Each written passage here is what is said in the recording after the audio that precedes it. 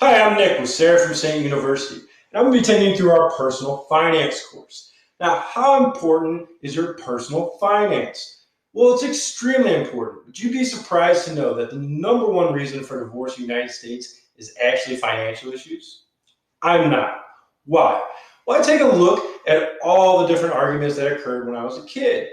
We'd go to the store and I'd see the newest He-Man or the newest G.I. Joe. Of course, I'd take it and I'd throw it in the cart. Parents would see that, they'd put it back on the shelf, I'd throw it back in the cart, they'd put it on the shelf. Eventually, it leads to a temper tantrum. Then, of course, they say, keep it up, see what happens. And I'd say, maybe I need to back down. We get home, I go ahead and play with the G.I. Joes I had, the He-Man I had, and it wasn't a big issue to me. But to my parents, it was. Why? Because they felt guilty. They weren't able to provide me with everything I wanted. At the same time, they were concerned that maybe if I didn't have the newest He-Man or the newest G.I. Joe, that I wouldn't be part of the in crowd anymore. And they wanted to make sure that, I was accepted by my peers. Now, we know that personal finance is something a lot of Americans struggle with, but there's no high school or college that focuses on it. How insane is that? That's why Sarah from Supplements went ahead and invested in Sarah from St. University. And one of the things they wanted us to focus on is helping people relieve some of the stress that they get from having difficult with their finances. And that's why we created this course. So what are we going to do? We're going to go ahead and build a pathway for success. How do we do that? We've got to go ahead and get to a point where you're paying your bills first. We need to make sure that you have enough income coming in to cover your expenses. And if you don't, then we need to go ahead and correct those expenses. We need to identify and prioritize those. Then we can go ahead and protect your family. And there's different ways to do that. Part of it's going to be making emergency funds, making sure we have the proper amount of insurance if something occurs. Then we go to eliminating debt. Of course, many people have ended up getting student loans. A lot of people have credit card debt. In fact, credit card debt is one of the major reasons people file for bankruptcy. And in spite of that, one of the first things people get after their bankruptcy, a new credit card. Then we're going to touch on how we're going to save and invest. And then finally, we're going to be able to help others. Now, we have to do these in steps. You just can't build here up. Then you don't have a strong foundation and everything falls apart. So what we're going to do in order to get us there, we're going to start by creating the budget. Now, creating a budget seems extremely easy, but in fact, it's not. And we're going to get into why in our first lesson. And then we're going to go ahead and build an emergency fund. And that's part of protecting our family. And we're going to get into a lot of details there on what those emergency funds should look like.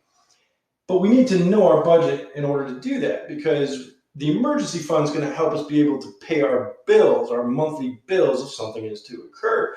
And we really have to understand what all of our expenses are and what our true budget is in order to know how much we need in that fund. Then, of course, we're going to create a debt elimination plan. Now, there's a couple of different models that we're going to look at. I'm going to show you the one that I think is the best. And part of the reason why is the psychological advantage you'll get by using that method. Then we're going to save for unexpected expenses. Now, a lot of you say to yourself, well, isn't that what the emergency fund is? No, the emergency fund is for something major, like losing your job, and you have to actually pay all of your bills for the month. And if you don't have that emergency fund, what ends up typically happening is you have to borrow money, and that's going to actually end up becoming debt. And of course, we're looking to eliminate debt. So what we have to do is we have to plan for unexpected expenses like your car breaking down. And that might be $1,500 to fix. But if we take from the emergency fund, normally what ends up happening is we don't refill it. And then when an emergency happens, we're screwed. So we need to make sure we do everything in the right order. Finally, we're going to plan for retirement. Now, a lot of people say, no, Nick, that should be way up here. That shouldn't be down there. Here's the thing.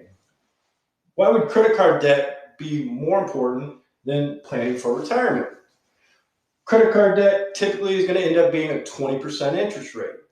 When you pay off that debt first, you're essentially returning it on investment of 20% to yourself by paying off that debt.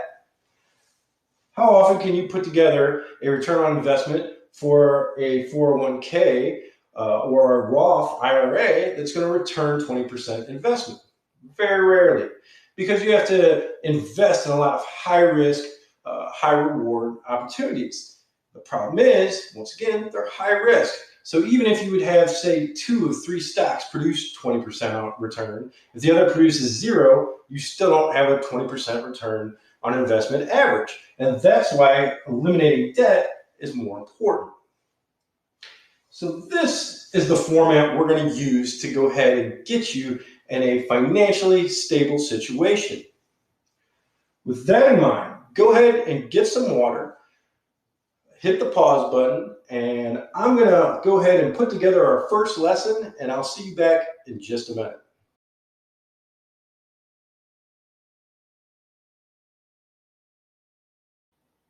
Welcome back.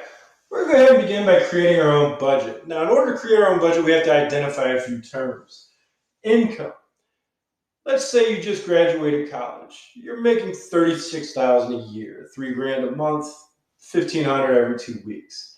But is that truly the income you're bringing in? No. Why? Because Uncle Sam, he's skimming a little bit off the top. You're having to pay taxes before you get that check.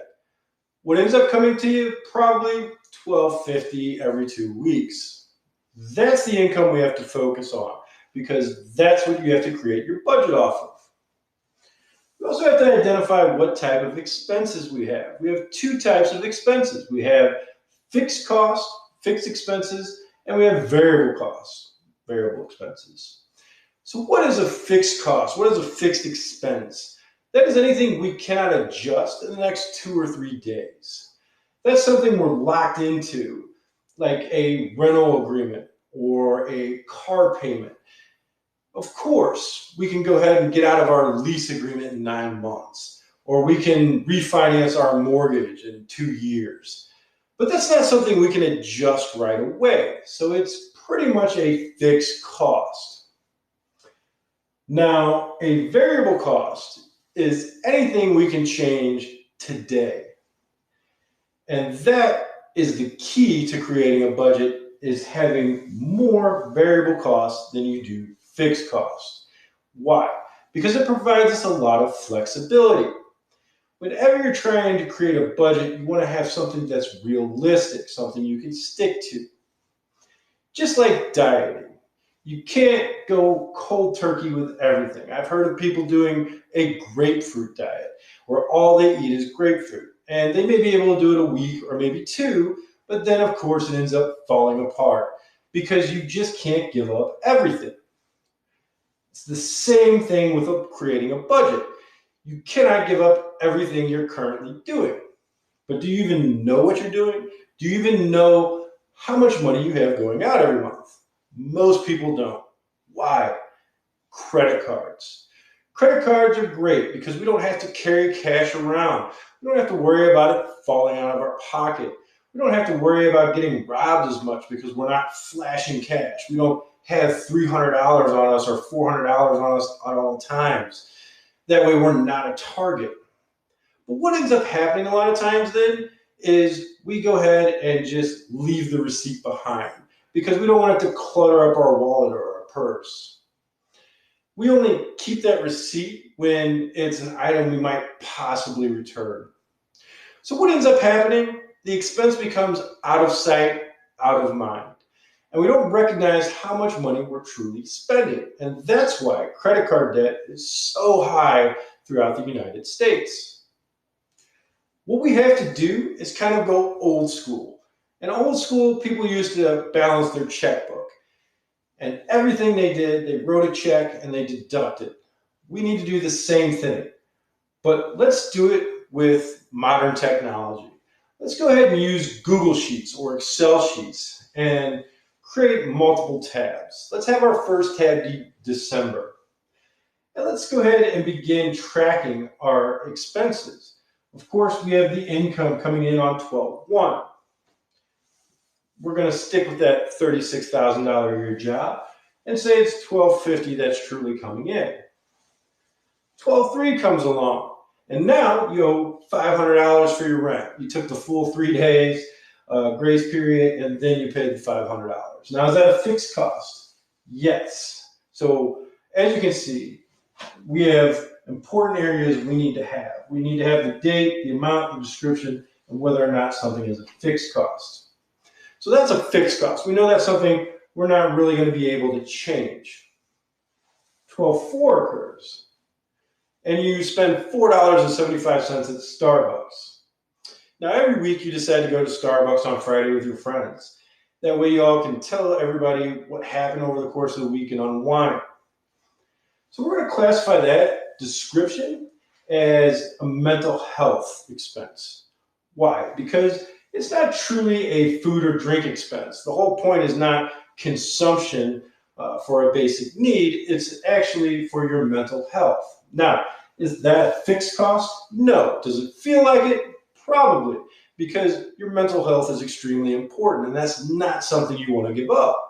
But it's still a variable cost. It's still something where if a major event occurs, you could give that up for a week and you would probably be fine.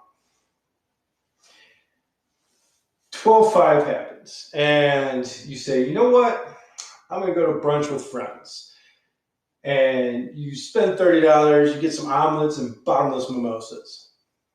What is that? That's an entertainment expense because you're going out and you're just having fun. It's something you decided to do.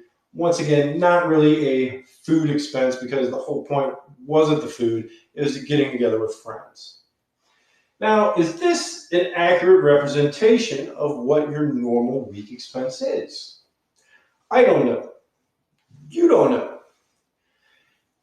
That's why we need to really take a look at a 3-month average. We need to have 3 other tabs, a November tab, an October tab, and a September tab. And we need you to go back and add your income in those months as well as your expenses. Within each tab, I want you to go ahead and list all the variable expenses you have and order them in priority. What do you value the most out of those expenses? Was it a weekend in Florida? Was it going out with friends to the bar? Was it, seeing family members and spending $70 at a nice dinner or restaurant with them? You need to go ahead and recognize what are your top priorities and recognize that each month. Then we need to go ahead and create an average of what your expenses are because we need to know what is normal. It may be that you normally go out on Friday and Saturday and spend $50 at the bar buying shots. And based off of just December, we wouldn't know that. So we wouldn't be putting together an accurate budget. We wouldn't be planning properly. That's why we need to go ahead and have the previous 3 months as well. Your homework this week is to go ahead and create this Excel sheet, to go ahead and create this Google sheet and put in all of your expenses, put in your income, prioritize from 1 to 20 the variable expenses in each month. Put that together, then come back next week and we'll go over some of those things and where we can make adjustments, and we'll move forward from there. Have a good week.